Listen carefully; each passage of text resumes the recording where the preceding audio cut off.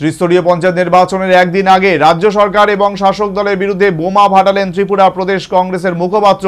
বিশালগড় থেকে DWS দপ্তর সরিয়ে নেওয়া সহ একাধিক বিষয় প্রবীর চক্রবর্তীর বিষোদগার। তার এই বক্তব্যকে ভোট রাজনীতির কৌশল বলে বিশেষজ্ঞরা মনে করছেন। বৃহস্পতিবার রাজ্যের পঞ্চায়েত নির্বাচন, ইতিমধ্যেই ভোটকর্মীরা নিজ নিজ বুথে পৌঁছে গেছেন। এই পরিস্থিতিতে রাজ্য সরকার এবং শাসক দলের বিরুদ্ধে বোমা ফাটালেন প্রদেশ কংগ্রেস মুখপাত্র প্রবীর চক্রবর্তী। রাজ্যের আইন শৃঙ্খলা পরিস্থিতি ভেঙে পড়েছে বলে অভিযোগ তুলে গভীর রাতে বিশালগড়ের DWS দপ্তর সরিয়ে নেওয়ার ঘটনা শাসক দলের অভ্যন্তরীণ কোন্দল ধামাচাপা দেওয়ার রাজনীতি বলে আহত সাংবাদিক সম্মেলনে জানালেন প্রবীর চক্রবর্তী। এখানে সীমাবদ্ধ নয়, তাদের দৌরাত্ম্য এমন পর্যায়ে বেড়ে গেছে যে আজকে দলীয় নেতারা সদলীয় সমাজদ্রোহীদের হাতে আক্রান্ত হচ্ছে, খুন হয়ে যাচ্ছে, গুলিগোলা চলছে, রক্তাক্ত হচ্ছে। একটা নিত্য নৈমিত্তিক ঘটনায় পর্যবসিত হয়েছে বিশালগড়ের ঘটনা।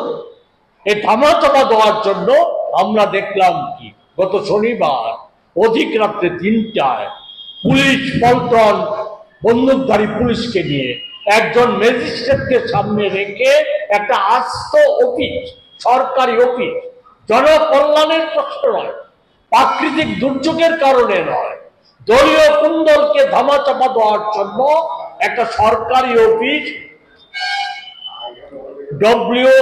DWS অফিসটা, এক্সিকিউটিভ ইঞ্জিনিয়ারের যে বিশালগড় অফিসটা ছিল, একে গোটা অফিসটাকে তুলে নিয়ে তার আসবাবপত্র তুলে নিয়ে ওই নিরাপত্তা বলয়, জেলার নিরাপত্তা বলয়ে যেটা বিশ্রামগঞ্জে আছে সেই জায়গায় নিয়ে যাওয়া হলো। এখানেই থেমে থাকেননি প্রবীর বাবু। রাজ্য সরকার সংবাদ মাধ্যমকে নিয়ন্ত্রণ করার চেষ্টা চালিয়েছে বলেও তিনি অভিযোগ তুলেছেন।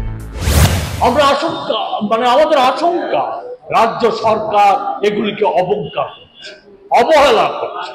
রাজ্য সরকার ভাবছে বল প্রয়োগ করে, ওই ভয় ভীতি প্রদর্শন করে মানুষকে একদিকে দাবিয়ে রাখবে, অন্যদিকে আমরা লক্ষ্য করছি সংবাদ মাধ্যমকেও নিয়ন্ত্রণ করার চেষ্টা করছে রাজ্য সরকার। এটা গভীর উদ্বেগের বিষয়।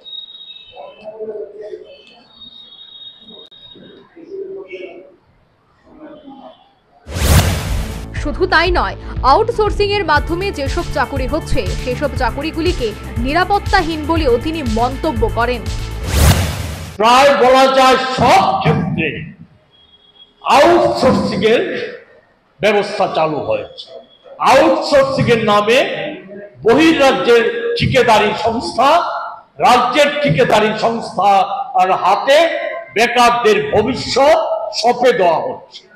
সেখানে সেই ঠিকাদারি সংস্থা বেকারদের ন্যায্য বেতন নিয়ে, তাদেরকে ন্যায্য বেতন থেকে যা কিছু চাকরি হচ্ছে কন্ট্রাকচুয়াল ঠিকাদারি সংস্থার মাধ্যমে, আউটসোর্সিং এর মাধ্যমে যে কন্ট্রাকচুয়াল চাকরি হচ্ছে, নিরাপত্তাহীন চাকরি হচ্ছে, সে সমস্ত চাকরিতে যথার্থ বেতন দিচ্ছে না।